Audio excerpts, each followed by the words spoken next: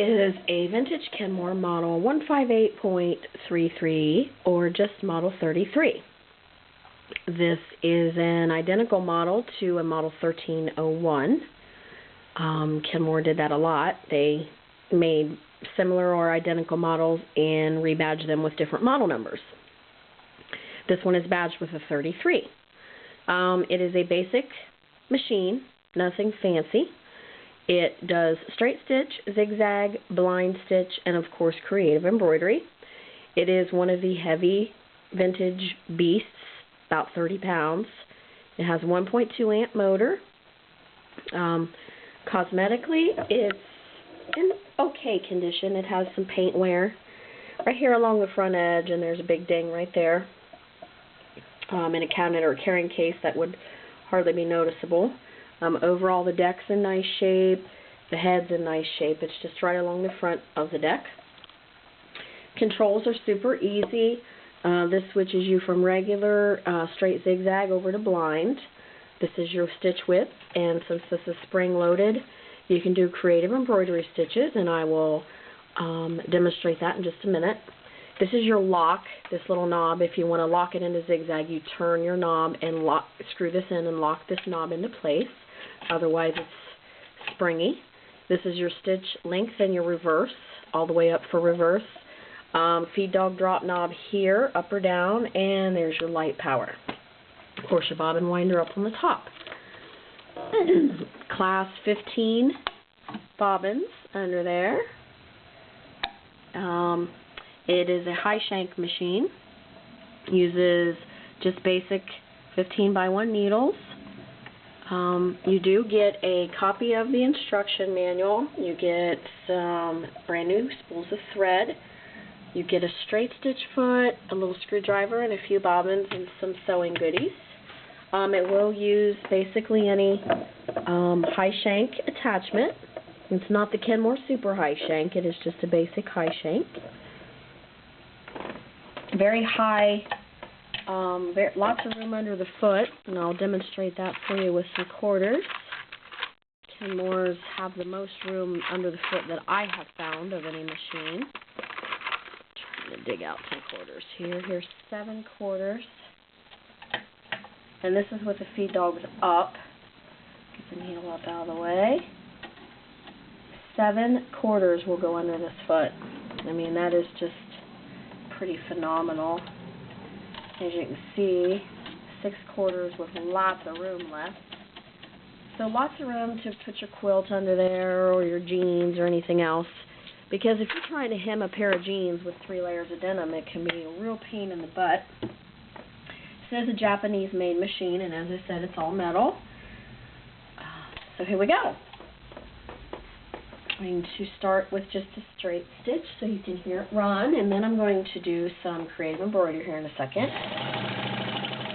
It's a very strong machine.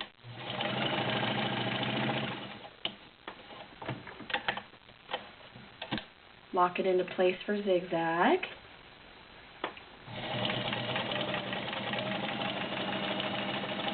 This machine is not double needle capable.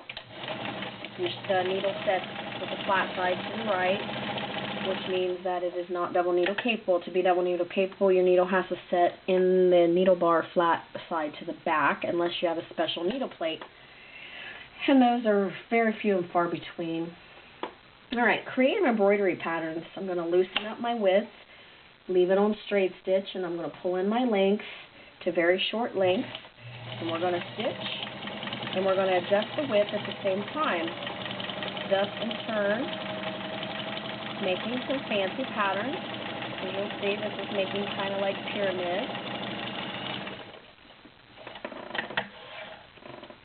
There's your creative embroidery. Nice zigzag, nice straight. Perfect balanced stitch. To do the blind stitch, when you turn it over, you have to leave the stitch width on 0. The stitch width is not adjustable when you're sewing blind stitch. Alright, some heavy duty things for you here. We have, this is 10 layers of cotton. I'm using a size 16 needle. Make sure I'm all dialed in.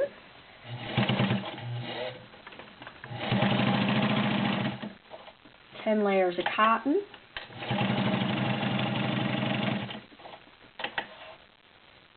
With a perfect balanced stitch on front and back. 5 layers of woven upholstery with a rubber backing. This is a nice basic machine. If you don't want anything that has lots of bells or whistles, but has lots of power and durability, this is a perfect machine. 6 layers of denim. We all know what a pain denim can be. Denim can be a major pain. Hemming jeans is not fun, especially if you have a brand new plastic machine from your local Walmart or your Joann's or whatever. You have learned that you cannot do anything with your jeans. Look at this. Perfect balanced stitch, front, back, 6 layers of denim. No hesitation whatsoever, no needle breaking, no locking up, no anything. If you're here trying to find a vintage machine, you've probably already experienced the brand new plastic machine. And if you're serious about sewing, you've probably already taken the machine back to the store and now you're going to use your money to buy a real machine. Perfect balanced stitch on 5 layers of an upholstery, fabric upholstery. How about let's do 4 layers of leather. This is raw leather, don't know the ounces, but it's not thin.